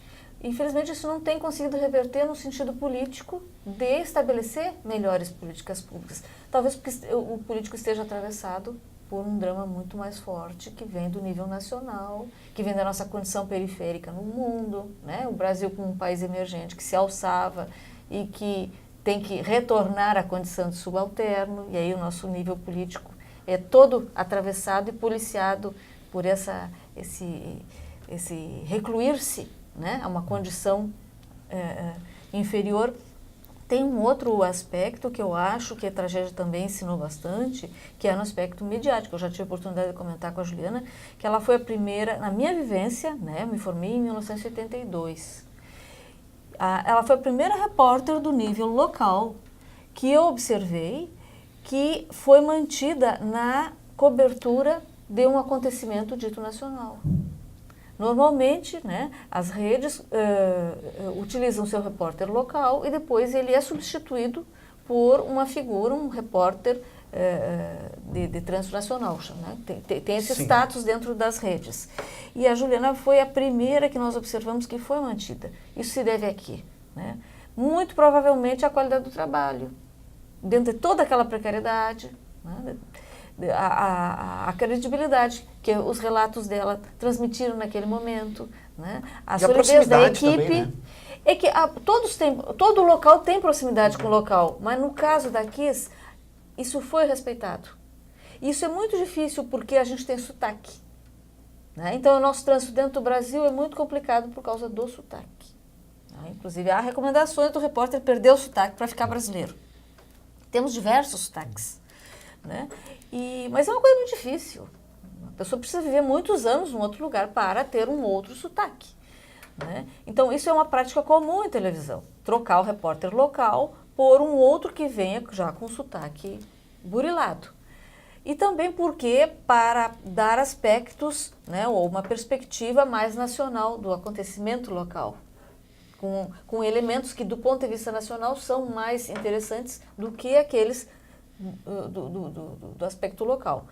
No nosso caso, a gente avalia que o nível local foi respeitado. Então, a cobertura midiática ela foi de qualidade porque esse aspecto da localização respondeu bem. Mais um aspecto, então, que mostra a qualidade das pessoas que nós temos. E nós falávamos na exportação dos profissionais do USME para atender outros casos. E talvez a gente possa trazer para esse lado mais específico dos profissionais de comunicação nosso, e aí vem o trabalho da UFSM, também de exportar o conhecimento em atuação nesse tipo de evento, né? Que é justamente o tema do teu trabalho. Também. Nós tivemos alunos que fizeram a cobertura para emissoras em idioma, em francês, em inglês, em espanhol. Porque eram alunos que tinham domínio desse outro idioma e naquela situação as agências de notícia, as emissoras, elas acorriam mesmo a alunos na dificuldade de encontrar um profissional, né? Então isso mostra a grande qualificação das pessoas que aqui para cá correm para estudar, que aqui trabalham, que aqui vivem, né? Isso tudo é positivo e isso tem que ser, de alguma maneira, reconhecido numa perspectiva de futuro, de construir um novo panorama. Porque os jovens não vêm mais para Santa Maria para as festas com aquela esperança de vou estudar muito, mas eu tenho a balada, eu tenho a festa, que é o sentido que muitas vezes traziam os nossos egressos quando voltavam. Quando vinham nos visitar, os anos dourados da juventude, né? Se lembravam do círculo de amigos, aquele ambiente de cidade do interior, né? Isso ficou para trás. Em algum sentido ficou para trás. Vai ter uma geração agora que não voltará atrás disso. Voltará atrás de quê? Não terá essa lembrança, né? Essa lembrança boa. Essa lembrança boa ficou maculada pela tragédia. Até porque nós ficamos marcados, né? Onde a gente vai, em qualquer parte do mundo, né? Mas assim, no Brasil, que a gente tem uma vivência mais próxima, de onde tu é? De Santa Maria, lá onde aconteceu isso e aquilo. A gente ficou marcado, né? E talvez por isso que a gente comentava há pouco, que ainda há tempo, né? De mudar, de transformar, de fazer algumas coisas que possam marcar Santa Maria também como essa recuperação, né? Como recuperação de tudo que aconteceu e seguir, né, para frente, sem esquecer, claro, mas tendo em vista a capacidade intelectual, a capacidade de comunicação e a própria questão jurídica, né, doutor Rafael? Porque hoje nós estamos aí com um processo que também está lento para a comunidade, mas importante que tu ressaltou lá no início do programa, que ele é lento, mas está correndo dentro dos prazos e para quem está no meio talvez esteja indo até rápido demais. Até queria que tu falasse um pouquinho sobre isso também, né? O que essa questão jurídica pode influenciar daqui para frente para Santa Maria? Eu acho que primeiro nós temos que ressaltar, assim, existe esse processo criminal, que eu acho que é o que tem o maior holofote, porque os participantes, integrantes da banda e os proprietários da boate são réus no processo, nós temos 4 réus, então acaba sendo o processo tem mais notoriedade e repercussão, mas evidentemente todas as provas, imagina, se nós temos aí 242 mortos, nós temos em torno de 600 vítimas sobreviventes, nós temos mais uma série de tantas testemunhas, então nós temos 600 sobreviventes e mais muitas testemunhas que participaram do processo e, né, foram ouvidas e, de certa forma, contribuíram para essa demora, porque vamos pensar assim que uma oitiva de uma testemunha demora 30, 40 minutos. Nós temos que ouvir tantas pessoas em cidades diferentes. Então a produção de prova nesse processo, evidentemente, ela é emprestada, ela é utilizada em outros processos. Que outros processos? Processos trabalhistas, porque pessoas trabalhavam na boate e a boate fechou e elas precisam seguir a vida delas trabalhando. Então elas têm que ser indenizadas, então existem ações trabalhistas. Existem as reparações cíveis, porque nós temos pais que dependiam às vezes de algum filho que faleceu, ou o inverso, né, algum filho que dependia do pai que estava na boate e faleceu. Então nós temos reparações cíveis que têm que ser pagas pelos então responsáveis ou quem seja considerado responsável. Então, num primeiro momento assim, esse processo criminal ele vai dar uma resposta para os familiares, né, de que olha, foi condenado ou foi absolvido, eu acho justo, eu acho injusto. Isso vai ser muito peculiar de cada pessoa. Cada um vai achar justo ou injusto a pena a partir do local em que está. Então, digamos que essa decisão que encaminha o processo como um homicídio que não é a de júri popular, vai voltar para o juiz aqui de Santa Maria, ele vai dar uma sentença e ele vai dizer se ele considera que ele está absolvendo ou ele está condenando os réus nesse processo criminal. Digamos que ele condene eles a 6 anos de prisão, né? Seja uma condenação de 6 anos. Muitas pessoas acharão muito tempo e outras acharão pouco, né? Depende do local que a gente está. Se for a júri, pode ser que a técnica dos advogados convença os jurados de que a culpa era do município, era do bombeiro e não era do dono da boate. E eles sejam absolvidos. E algumas pessoas vão ter a sensação de injustiça e outras de justiça, assim como eles podem, digamos, ser condenados a 20 anos de prisão. Então isso vai ser muito peculiar de cada um de nós. A resposta que cada um vai ter com a sentença desse processo, ela vai ser, né, muito individual, muito íntima de cada um de nós. Mas é importante que haja uma resposta para os familiares, para que eles não se sintam que nada foi feito, mas é importante para toda a comunidade, para que isso não volte a acontecer. A gente precisa ter um julgamento sério, porque toda vez que nós temos um promotor, um juiz e um advogado trabalhando num processo, é óbvio que cada um ganha a sua vida com isso, mas nós estamos dando uma resposta para a sociedade, para que isso não volte a acontecer em outros casos. Né? Quando há um acidente de trânsito com morte, por exemplo, eu não quero que outras pessoas dirijam bêbados, porque isso pode me colocar em risco ou a minha família em risco. Então é uma forma de dar um retorno para a sociedade. E a partir desse processo nós teremos indenizações cíveis. E evidentemente todos os outros processos que venham a acontecer no Brasil depois de situações análogas, mesmo que numa proporção menor, eles vão ser balizados nesse processo. Então, numa outra cidade venha acontecer algum incêndio com morte, evidentemente o precedente desses processos aqui de Santa Maria, eles serão utilizados para balizar a técnica e também o resultado, qual é a sentença que o juiz vai aplicar nesses outros processos. Seria né? chamada a jurisprudência ou o direito consuetudinário, né? Que seria a aplicação de casos práticos num julgamento de um outro processo. É a resposta que Santa Maria tem que dar, na verdade, para o mundo, né? Exatamente. O que aconteceu, né? Porque o mundo esteve focado aqui, né? Só que nós temos que respeitar o seguinte, embora eu seja advogado, como eu disse, eu não participo do processo. E quase todos os nossos telespectadores, embora eles tenham algum familiar envolvido ou a gente tenha algum sentimento com isso, também não participam do processo. E a gente tem que respeitar que existem técnicos que estão trabalhando nesse processo e que são pessoas idôneas e que estão trabalhando com responsabilidade. Então nós precisamos exercer a nossa função de cobrar alguma coisa para garantir que não seja arquivado o processo. Mas eu posso dar para vocês aqui o meu testemunho de que os profissionais que estão trabalhando nesse processo não vão deixar ele ser arquivado. Ele realmente vai ser julgado. Né? Não é um processo que vai acabar em pizza, embora o nosso sentimento de justiça em relação à sentença seja particular de cada um, como eu dizia. Então a nossa função é cobrar que o processo ande, mas respeitar que o resultado ele vai vir a partir da técnica de cada um dos profissionais que está lá, embora nem todo mundo concorde com a sentença que virá. Sem ter uma interferência direta. Exatamente. Né? Porque algumas pessoas dizem assim, bom, mas ele foi condenado só a 6 anos. O outro vai dizer, ele foi condenado há 6 anos, porque eu não conseguiria ficar um mês dentro da minha casa, né, no conforto da minha casa. Então, eu ficar 6 anos preso em um presídio, para mim, é muito tempo. Mas para a proporção da tragédia, parece que é muito pouco. Então, isso é muito complicado a gente pensar, né, o que é justo, o que é injusto. Só que a gente está falando do local que a gente está, assim, né, da nossa intimidade. Então, mas com certeza esse processo ele está sendo um processo idôneo, com técnica, e que ele vai dar um resultado que vai servir como exemplo para outros processos no futuro. Às vezes as pessoas, no senso comum, acabam se perguntando, né, por que demora tanto a justiça, né? E não só nesse caso, né? Esse caso é um caso específico, até porque é uma questão muito específica, né? Mas aí dentro desse parâmetro, demora tanto. E quanto tempo, mais ou menos, assim? Eu sei que talvez eu esteja te colocando numa pergunta um pouco delicada, mas assim, como conhecedor da causa, esse é um processo para quanto tempo?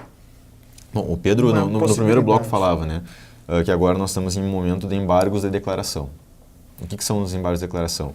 É quando, depois de uma decisão, e teve o julgamento desses embargos infringentes, então vou voltar, sentença em Santa Maria, aí teve um recurso que foi julgado em Porto Alegre, que não foi unânime, foi divergente, teve votos diferentes, e por essa diferença coube um novo recurso, que era embargos infringentes. Dessa decisão dos embargos infringentes, o advogado lê e ele fala assim, bom, o juiz num ponto falou isso e no outro ele falou uma coisa diferente. Ou o juiz não se manifestou na decisão sobre uma prova que foi produzida ou sobre algum fato. Então, se tem uma obscuridade ou uma contradição na decisão, cabem embargos de declaração, que é o que está acontecendo agora. Então, uma das partes interpôs esses embargos de declaração dizendo que em algum ponto ou o juiz foi divergente ou ele não se manifestou sobre o que deveria se manifestar. Depois dos embargos de declaração, caberá então um recurso para Brasília, né? E aí, STF ou STJ, e aí a nossa perspectiva é que fosse um processo julgado mais rápido lá pela repercussão, mas a ideia é que em torno de pelo menos 1 ano e meio para que ele ande lá. E aí depois disso volta. E aí volta para Santa Maria, ou para o juiz dar uma sentença aqui, ele pode levar 1 mês ou 1 ano para dar a sentença. Pela quantidade de provas que ele vai ter que analisar, não vai ser rápido, né? Ele tem muitos documentos, muitos volumes para analisar. Ou, se não for para o juiz da sentença, vai a júri. Aí vai ser marcada a pauta de júri. E depois do júri, pode ser que, né, tanto da sentença quanto do júri vai caber recurso.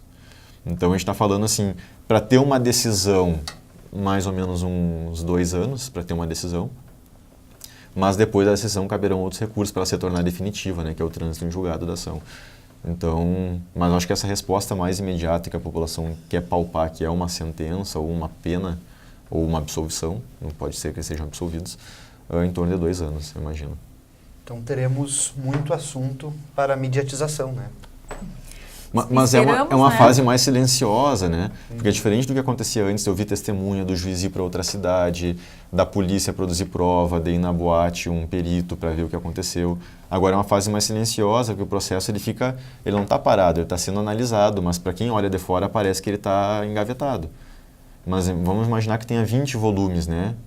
Vamos supor que sejam 20 volumes de 200 páginas cada um. E eu quero que essa decisão seja justa. Então, a pessoa que está analisando, ela tem que analisar com muita atenção cada palavra, cada linha, cada letra que está nesse processo. É muita responsabilidade dos julgadores num processo como esse. Então, é natural que eles demorem para analisar. Tá certo, doutor. Talvez nos próximos anos, né, a cidade possa assumir a KISS. E aqui eu estou falando de uma perspectiva pessoal, me parece que ainda segue muito forte esse discurso na cidade, de que a gente tem que seguir em frente, de que a tragédia tem que ser esquecida, que Santa Maria tem que voltar a sorrir, que era uma coisa que eu ouvia nas ruas lá em 2013, né? As pessoas me perguntavam na rua, por que vocês ainda falam da KISS? Né? Deixa os mortos descansarem, vamos viver para frente. Teve inclusive uma campanha do empresariado de Santa Maria pedindo, né, que a KISS fosse esquecida na época, e quando as pessoas me atacavam na rua, eu tinha a mesma estratégia. Eu perguntava, a senhora quer que a gente pare de falar na KISS? O senhor quer que a gente não fale mais? O senhor tem filhos? Ah, sim, tem o fulaninho. E se o fulaninho estivesse na KISS? O senhor estaria aqui me pedindo que não se falasse mais na KISS? Então, acho que falta um pouquinho, eu falo aqui na cidade, generalizo, mas que falta um pouquinho para algumas pessoas se colocarem no lugar de quem perdeu. Eu, Juliana, não consigo pensar na hipótese de perder a minha filha Maria Gabriela, que hoje tem 3 anos e meio, e daqui a 15 anos ela começar a sair e morrer na mesma forma que esses 242 jovens. Eu não consigo pensar isso. Então, talvez falte um pouco mais para a população, um pouquinho de empatia, se colocar no lugar dos pais e também a cidade assumir que essa é uma ferida nossa. Não existe mais Santa Maria sem a KISS. A KISS faz parte da nossa história. O que a gente vai fazer com essa história? A gente não pode esquecer, a gente tem que aprender, tem que mudar, mas o fato é, não temos e não devemos esquecer a KISS. Eu acho que a importância para todos nós da KISS, ela pode ser percebida no seguinte fato. Todos nós sabemos o que estávamos fazendo no dia da KISS. Eu duvido que qualquer pessoa que está assistindo o programa, ela não lembre aonde ela estava e o que ela estava fazendo naquele dia. E se todo mundo lembra do que estava fazendo naquele dia, é porque realmente é importante. Porque é uma data que, né, ela ultrapassa esse limite de quem estava lá participando, de quem foi uma vítima direta. Todos nós sabemos e todos nós lembramos. Então, se nós lembramos, todos nós precisamos superar. A professora Ada falava da psicologia, né, que alguns profissionais da psicologia também me relataram dessa importância da gente trazer o luto, mas para a comunidade. Nós vamos fazer uma missa, e dependendo um culto, dependendo da religião de cada um, ou nós vamos fazer um momento de conversa, de diálogo, de debate, mas é importante que a comunidade se sinta participando disso e se sinta responsável por superar isso também, para que os familiares diretos das vítimas possam superar esse luto, mas que nós também possamos, enquanto cidade, aceitar a nossa responsabilidade e conviver com isso de uma forma melhor. Lembro que na semana ali que aconteceu, foi no sábado pro domingo, e aí durante aquela semana a cidade era um silêncio, assim, Santa Maria, parecia assim que até os pássaros não cantavam mais, assim. E eu tinha que trabalhar naquela semana, porque eu tinha alguns prazos que eu tinha que terminar. Mas todos os meus colegas, assim, que não tinham prazo, não estavam trabalhando, porque tudo realmente parou na cidade. Então, não é um evento que atinge individualmente uma pessoa ou outra, ou só os familiares. Ele atinge toda a nossa cidade. E a gente precisa, talvez, nós precisamos nos unir para que a gente consiga superar isso juntos. É como diz a campanha, né? Esquecer, não esquecer para não se repetir, né? O KISS nunca mais. E por isso, até mesmo que agora foi lançado, né, a campanha do memorial, né? E deve ser lançado também agora o concurso, que vai também nortear e vai ser construído um memorial naquele local. Até esse é um assunto que eu quero tratar com vocês, como sendo o último tema do nosso programa, que a gente já passou um pouco do horário, mas é importante falar sobre essa questão, né, do memorial. Qual é a opinião de vocês, né, sobre esse memorial em Santa Maria às vítimas da KISS? Eu acredito que o memorial ele vai colaborar para que essa memória não seja esquecida, né? E aí eu lembro o professor Márcio Seligman Silva, da Unicamp, que esteve no ano passado aqui em Santa Maria conversando sobre a questão do trauma, né? Mas que ele frisava o seguinte, que não adianta construir um memorial, construir um prédio e a população não abraçar, não olhar para aquilo e não sentir que aquilo faz parte da sua história, senão vai ser só mais um prédio, só mais uma construção. Então, eu reforço a necessidade da cidade assumir a KISS. Teremos um memorial, toda vez passaremos ali e lembraremos da KISS. Aquilo ali não vai ser, enfim, o que o projeto definir, só uma praça, um monumento, não vai ser um prédio, uma construção. Aquilo ali vai guardar memória e a cidade tem que assumir aquilo ali, senão o memorial perde o sentido. Era nessa perspectiva a fala dele. Não adianta construir um memorial se a cidade não adotar aquilo ali como um memorial. A associação tem assumido essa batalha de atualizar, né, a memória da tragédia, e me parece que de uma maneira bastante isolada, desprovida de apoios, porque isso é um problema da cidade e da região. O estudante que ele vem para cá não pode ser visto como uma cifra, como uma pessoa que vai habitar os nossos restaurantes por quilo, né, as nossas lancherias, que vai consumir cerveja, né, que vai andar de ônibus, indo para o campus, voltando do campus, indo para outra universidade, alugando apartamentos, né, frequentando imobiliárias, né, se organizando com outros colegas, dividindo custos. Né? E são pessoas que colocam Santa Maria no seu projeto de vida. E talvez a cidade tenha que amadurecer a maneira de ver essa gente que passa por aqui, né, e que não fica porque a cidade ela é restritiva, né, então a gente forma mão de obra e essa mão de obra qualificada vai toda para outros lugares. A cidade não tem como, né, acolher a todos os profissionais que forma, mas ela tem como ter uma atitude mais madura, uma relação, proporcionar ambientes mais acolhedores e mais responsáveis. Agora, conforme tu relatavas, os próprios clubes têm dificuldades. Os clubes os sócios são da cidade, os frequentadores são da cidade. Eles próprios têm dificuldades de se atualizar, né? Então, nós temos, assim, crises que vêm de diversas ordens. Então, nesse sentido, eu acho que uma campanha é pouco. As respostas têm que vir de muitos órgãos públicos, né, dos poderes públicos, e a população se engajar, porque senão é um monumento a mais, é um objeto a mais, um espaço a mais. E a questão, por que tivemos a tragédia? E será que corremos risco de ter novamente uma tragédia? Ela vai permanecer. Eu acredito que independente do que seja feito com o espaço, sempre que alguém que não é de Santa Maria vier a Santa Maria, ela vai nos perguntar onde era a Kiss. E ela vai querer passar lá para ver. Então sempre vai ser um local de visitação. E aí cabe a nós decidirmos assim o que nós vamos fazer com esse espaço. Se nós queremos que continue sendo o que está lá hoje, que, né, só nos traz tristeza e lembranças ruins, né? E quando a gente passa na frente do nosso imaginário, a gente fica pensando o que aconteceu ali dentro, né? Quem não entrou, olha aquela porta e fica pensando o que será que aconteceu ali dentro. Então, eu acho que a gente pode produzir algo melhor naquele espaço.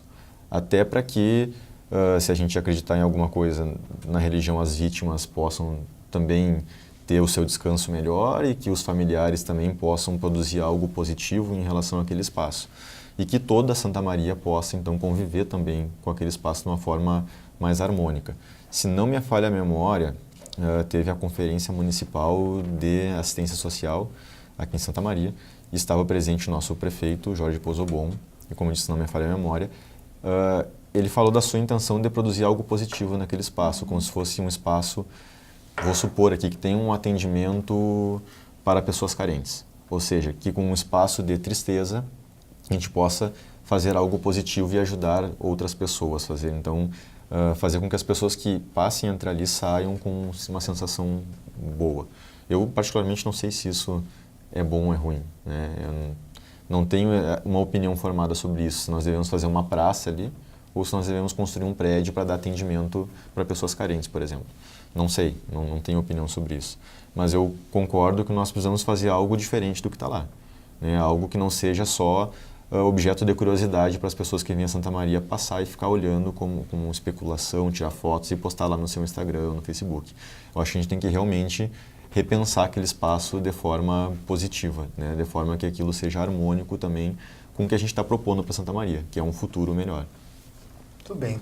Eu acho que é em comum acordo o que a gente tira desse debate de hoje, que Santa Maria ainda precisa aprender e ainda precisa criar perspectivas melhores para que daqui 5 anos a gente volte a falar sobre isso e veja uma Santa Maria melhor, né?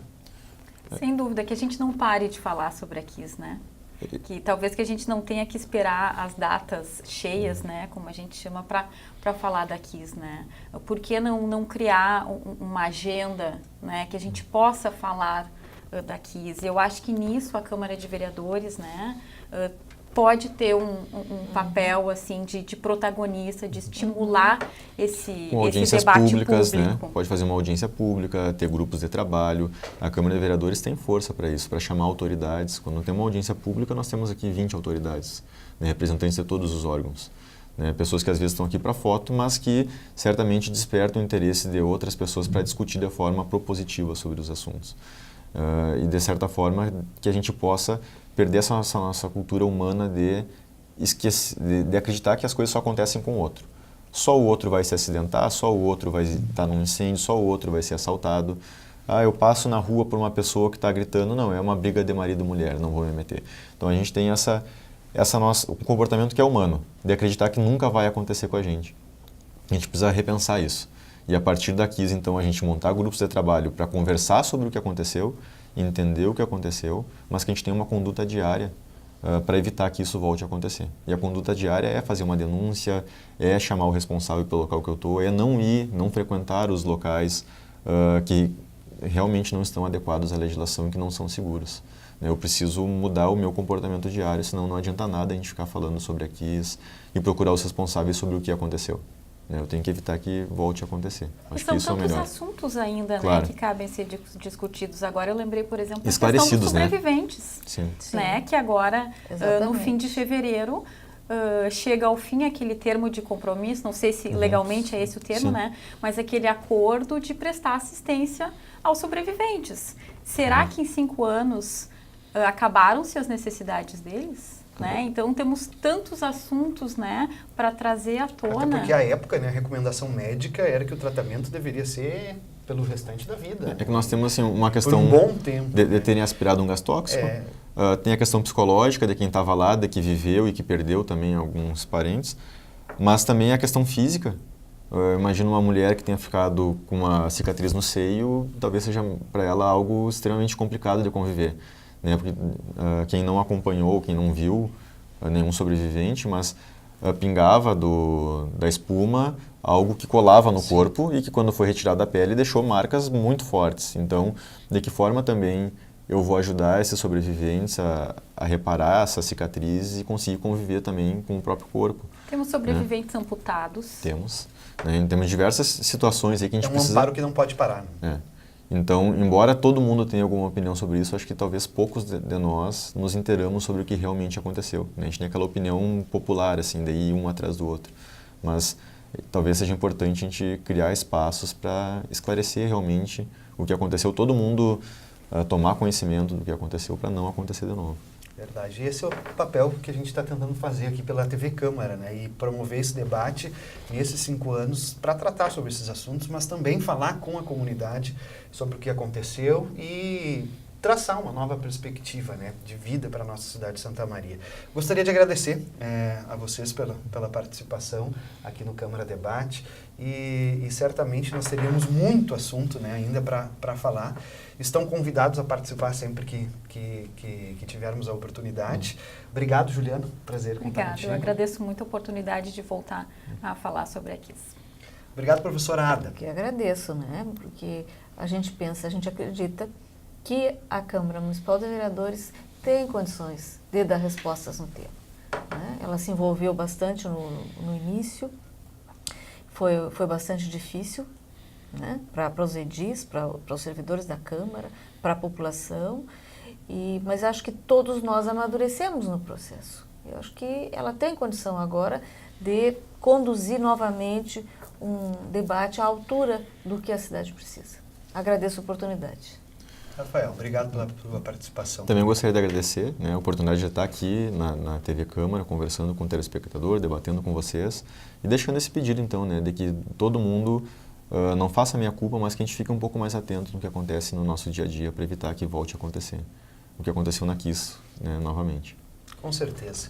Esse é o papel social também da TV Câmara, né? De participar, falar sobre os assuntos que envolvem o nosso município. Nós também tivemos aqui a participação do advogado Pedro Barcelos Júnior, que é advogado da Associação dos Familiares de Vítimas e Sobreviventes da Tragédia de Santa Maria, que por motivos de audiência no Fórum da cidade também teve que se ausentar.